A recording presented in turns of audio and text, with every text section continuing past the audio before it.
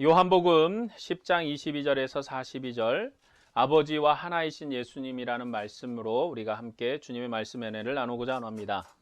10장에서 예수님께서 자신을 양의 문이라고, 선한 목자라고 비유를 들어서 말씀하셨습니다. 그는 양의 문으로서 자기 백성에게 영원한 생명을 주십니다. 그리고 이 생명을 주기 위해서 선한 목자로서 자기의 양을 위해 목숨을 버리고 다시 부활하실 것이라고 증거하셨습니다. 주님께서 목숨을 버린 것은 아버지와 아들이 영원한 사랑의 교제 가운데 있는 것처럼 선한 목자이신 아들이 자기의 양을 완전한 사랑의 교제 가운데 두기 위해서입니다.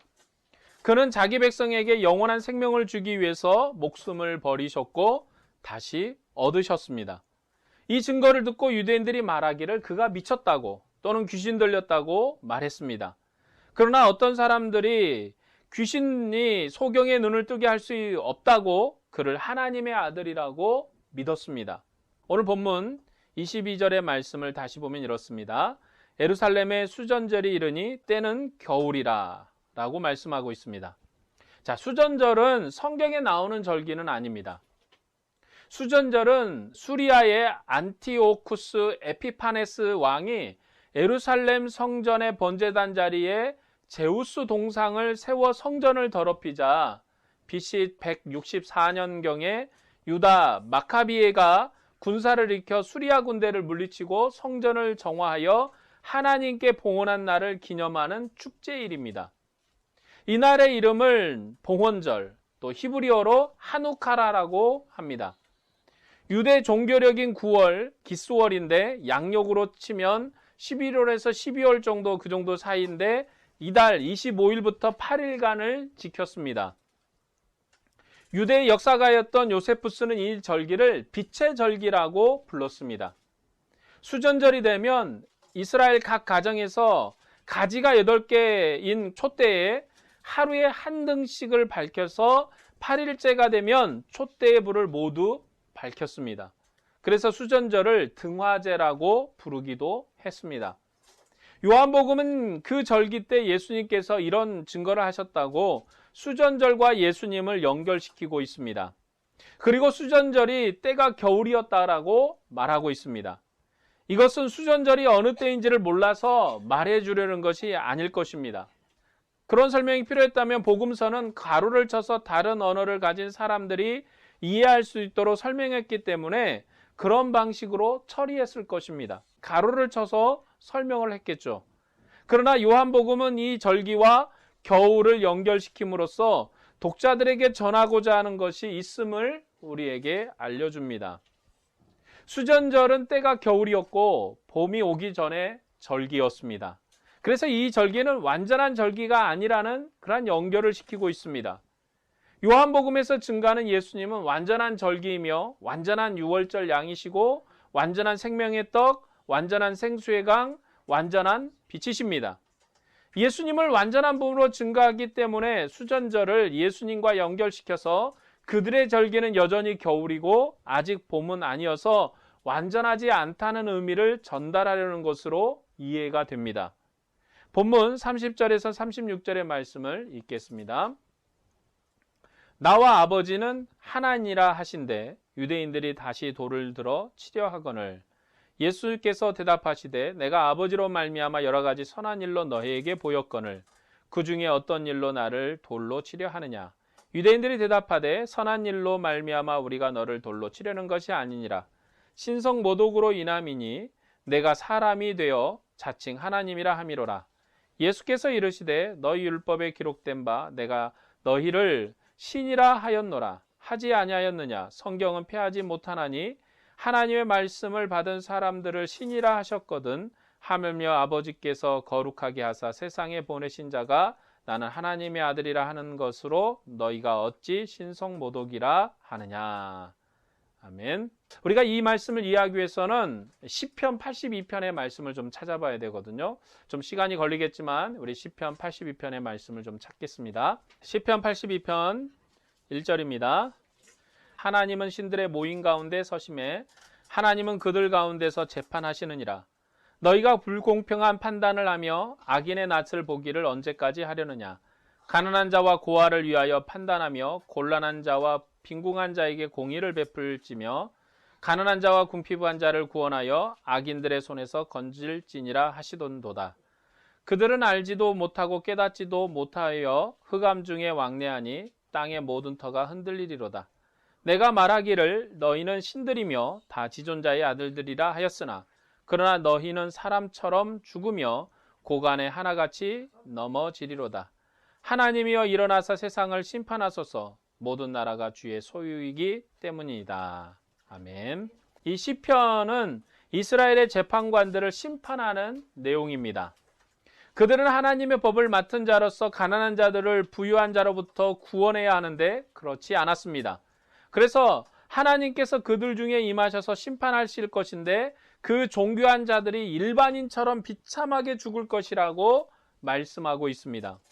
그 당시 재판관의 신분을 시편 82편 6절에 말하기를 신들이며 지존자의 아들이라고 불렀습니다. 그래서 예수님께서 내가 나와 아버지는 하나라고 말하는 것이 무엇이 틀렸느냐고 이렇게 구약을 인용해서 말씀하고 계십니다. 하나님은 자기 백성을 하나님의 아들이라고 말씀하셨습니다. 출애굽기 4장 22절에서 23절의 말씀을 보면 내가 바로에게 이르기를 여호와의 말씀에 이스라엘은 내 아들일 내 장자라.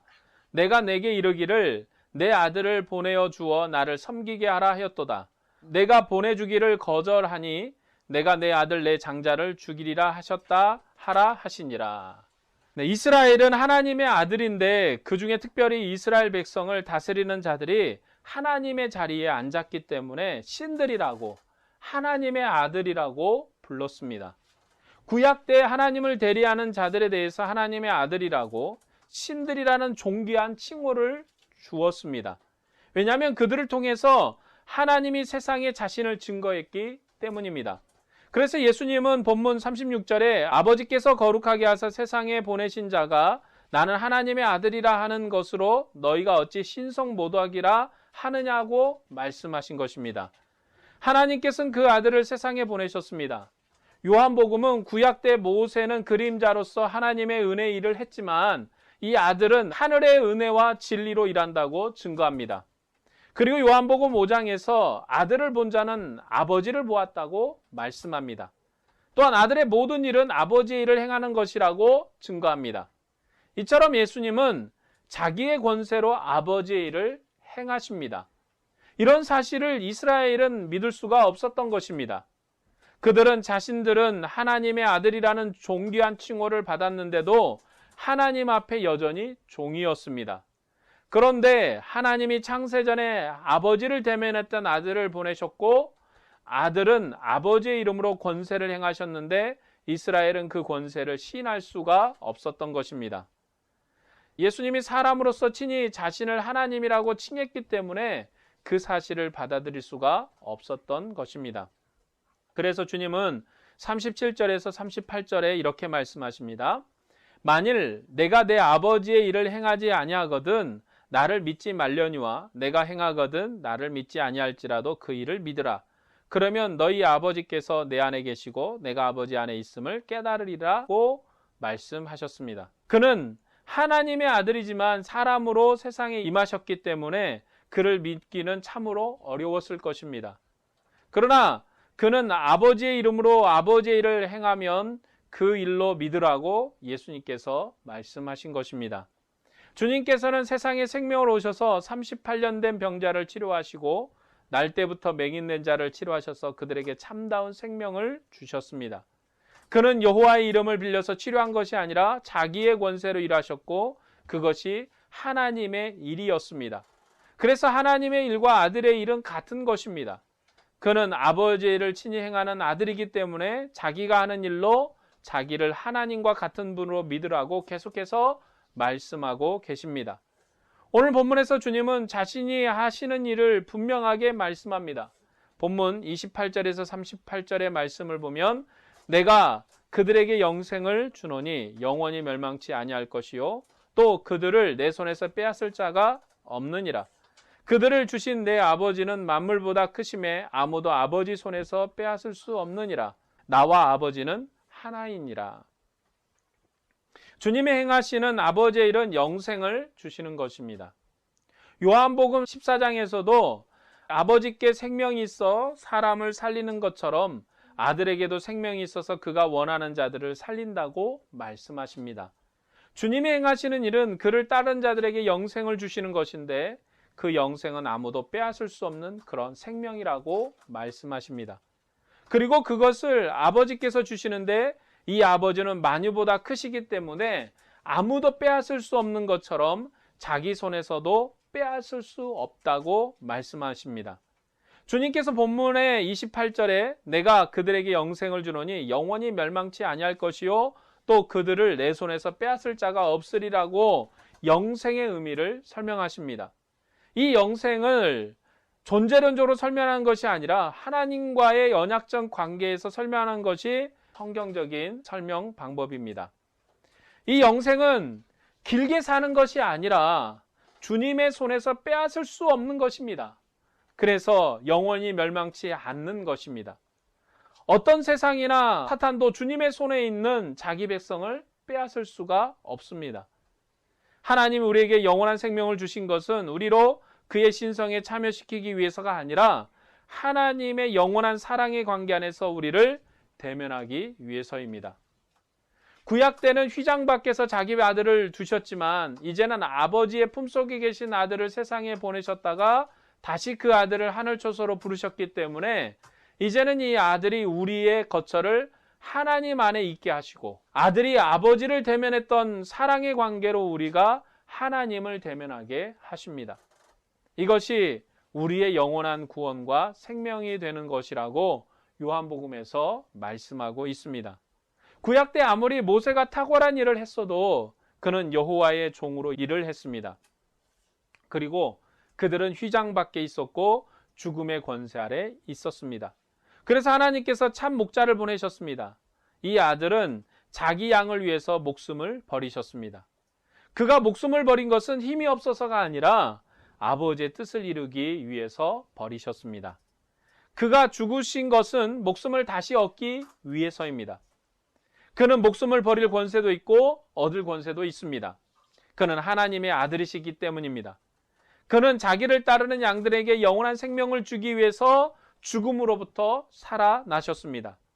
이제 이 아들이 주시는 영원한 생명은 어느 누구도 빼앗을 수 없는 것입니다.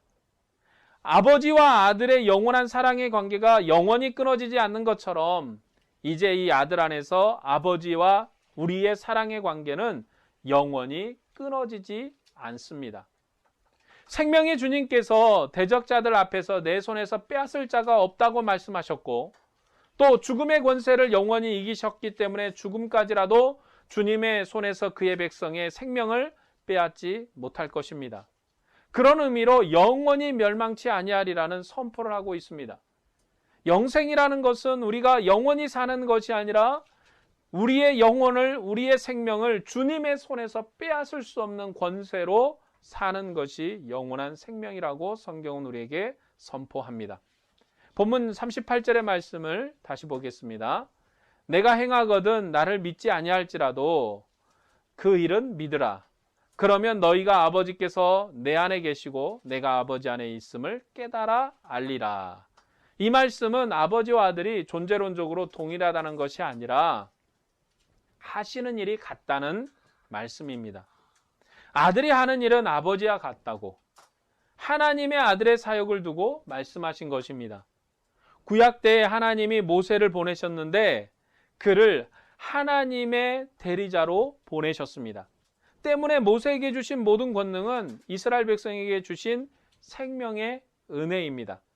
하나님이 어떤 중보자를 세웠는가가 그 백성과의 관계였습니다. 제사장을 휘장 밖에 두고 교제하셨으면 그것이 이스라엘 백성을 즐거워하는 이스라엘 백성의 즐거운 교제였습니다. 하나님께서 그의 품 안에 있던 아들을 보내셨는데 그의 교회는 하나님의 품 안에 있는 것입니다. 그래서 영원한 생명을 자기 백성에게 주시려고 하나님 품속에 계신 아들을 세상에 보내셨다고 요한복음 말씀하고 있습니다. 자, 그런데 이 사실을 유대인들은 도저히 믿을 수가 없었습니다. 왜냐하면 그들은 모세 이상을 모르기 때문입니다. 그래서 모세는 하나님이 보내셨다고 말했지만 이 사람은 어디에서 왔는지 모른다고 계속해서 말하고 있는 것입니다. 이스라엘 백성은 아들의 증거를 통해서 모세를 뛰어넘어야 하는데 그들은 여전히 모세의 증거 아래 있기를 원했습니다. 이것이 이스라엘 백성이 멸망하게 된 아주 중요한 문제입니다. 주님께서는 그들이 자기의 양이 아니기 때문에 믿지 않았다고 말씀하십니다.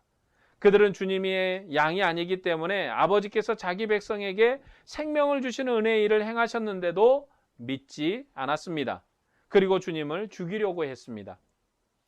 여러분, 우리의 조상들과 우리의 민족들은 하나님의 양이 아니었습니다. 그들은 하나님의 우리밖에 있었습니다. 그러나 하나님이 세상에 아들을 보내셨고 아들의 죽으심과 부활을 통해서 성령을 세상에 보내셨습니다. 예수님께서 제자들에게 숨을 내쉬면서 성령을 받으라고 말씀하시고 아버지께서 나를 보내신 것처럼 내가 너희를 세상에 보낸다고 말씀하셨습니다. 아버지께서 아들을 보내신 것처럼 주님은 아버지의 권세로 제자들을 세상에 보내셔서 죄사함과 생명의 권세를 행하도록 하셨습니다. 우리는 이 증거를 믿어서 하나님의 양이 되었습니다. 그리고 하나님 우리 안에 계십니다. 요한복음에서 예수님의 지상생애를 보고 믿는 사람들보다 보지 못하고 믿는 자들이 복이 있다고 말씀하십니다. 우리들은 예수님을 보지 못하고 믿었습니다. 그래서 우리가 더욱 복되다고 성경은 말씀합니다. 우리들이 예수님을 봐야 하나님을 믿는 것이 아닙니다. 오히려 보지 못하고 믿는 자가 더 복이 있습니다.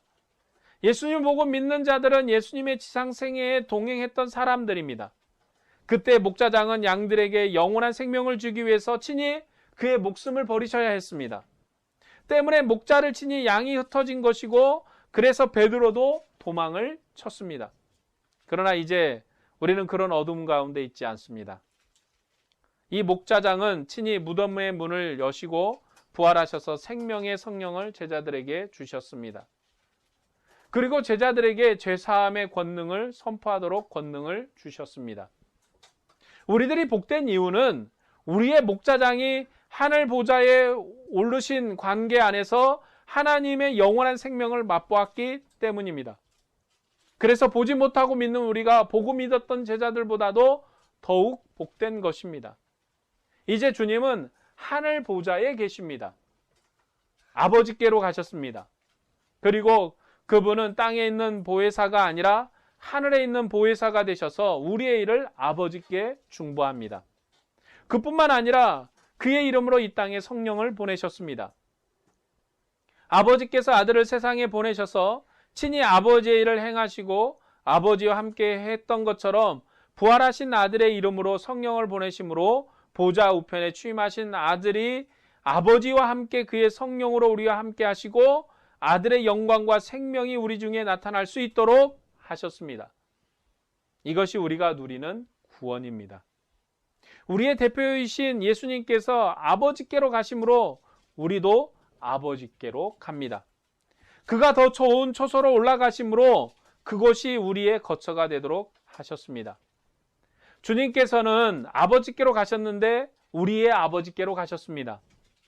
주님은 그의 하나님께 가셨는데 우리의 하나님께 가셨습니다. 때문에 우리들은 예수님의 이름으로 하나님을 아빠라고 부를 수 있고 예수님과 함께 하나님 안에 있는 것입니다. 하나님은 우리와 하나이십니다. 하나님의 품속에 계신 아들을 보내셨다가 다시 그 아들을 영원한 사랑의 관계로 다시 불러들이셨습니다. 주님은 창세전에 아버지를 대면했던 그 품속으로 가셨습니다. 우리에게 영원한 생명을 주기 위해서 생명을 버리고 부활하셔서 영광의 자리에 들어가셨습니다. 하나님의 영원한 사랑이 우리를 그의 심장에 품으시려고 그의 아들을 세상에 보내셨습니다. 하나님의 영원한 사람이 우리를 하나님 안에 심으시려고 이 땅에 오셨습니다. 그는 죽음을 맛보았지만 영원한 생명의 주가 되셔서 하늘 보좌에 취임하시고 생명의 성령을 보내셔서 아버지와 아들이 우리 안에 영원히 거처를 함께 할 수 있는 선물을 주셨습니다. 이제 그의 사랑의 손에서 우리를 빼앗을 자가 없습니다. 우리는 이 사실을 깊이 인식하고 믿어야 됩니다. 오늘 우리들은 사도가 아닙니다. 그런데도 부활하신 주님께서 우리를 통해서 자기의 일을 하십니다. 세례 요한이 이적을 행하도록 보내심을 받지 않았던 것처럼 우리도 세상에 이적을 행하라고 남김을 받은 것이 아닙니다. 세례 요한이 하나님의 아들의 앞잡이가 되어서 일을 했던 것처럼 우리들은 존귀하신 하나님의 아들 안에서 하나님의 일을 행하도록 세상에 남김을 받았습니다. 주님께서 제자들에게 너희들은 내가 가면 나보다 더 큰 일을 행하리라고 말씀하셨습니다. 이 더 큰 일은 보좌 우편에 취임하신 하나님의 아들의 일입니다. 땅에서 행하신 아들의 일이 아니라 보좌에 오르신 아들의 일을 합니다. 죽음을 맛보신 아들의 일이 아니라 죽음을 정복하신 하나님의 아들의 일을 합니다. 그래서 생명을 감당하는 일을 하고 교회는 그렇게 세상에 생명을 감당하는 일을 하라고 세움을 받았습니다. 우리는 이 생명의 일을 감당해야 되는 것입니다. 교회의 본질은 주님이 맡긴 생명의 일을 이 땅에서 감당하는 것입니다. 하나님의 아들이신 예수님께서 죽음에도 불구하고 영원한 사랑의 일을 감당하신 것처럼 교회도 아버지의 이름으로 죽음을 맛보고 아들의 이름으로 세상에서 멸시와 천대를 받을지라도 이 생명 전한 일을 감당해야 할 것입니다. 이제 어둠의 권세가 우리를 구원하신 아들의 손에서 우리를 빼앗을 수 없습니다. 성령을 보내셔서 한 몸 한 영으로 우리와 함께 하시기 때문에 우리를 아버지 손에서 빼앗을 수가 없습니다. 주님이 이 땅에 오실 때까지 영원한 목자장으로서 그의 교회를 인도하실 것입니다. 그러니 주님께서 이 땅에 교회를 남기신 뜻을 따라서 복음 전도와 복음 전파의 사명을 감당해야 될 것입니다. 세상에 우리가 그리스도의 빛을 보여주지 못하면 세상은 그리스도의 빛을 볼 수가 없습니다. 세상에 우리가 그리스도의 맛을 보여주지 못하면 세상은 영원히 그리스도의 맛을 알 수가 없습니다. 우리는 그리스도의 앞잡이입니다. 이적은 주님의 몫입니다. 우리는 주님께서 분부하신 대로 땅끝까지 주님의 복음을 전해야 합니다. 그리고 죄사함과 생명의 권능을 전해야 합니다. 우리가 이렇게 주님의 일을 감당함으로 살 때 주님은 우리의 선한 목자로서 우리를 인도해 가시고 그의 손에서 우리를 빼앗을 자가 없다고 우리에게 분명하게 말씀하실 것입니다. 우리는 이러한 믿음으로 살아가야 됩니다. 우리가 이러한 믿음의 삶으로 주님께 영광 돌리는 삶을 살아야 됩니다. 우리는 이렇게 주님께 감사함으로 주님을 찬양해야 됩니다. 이러한 믿음으로 살아가시기를 주의 이름으로 축복합니다. 기도하겠습니다.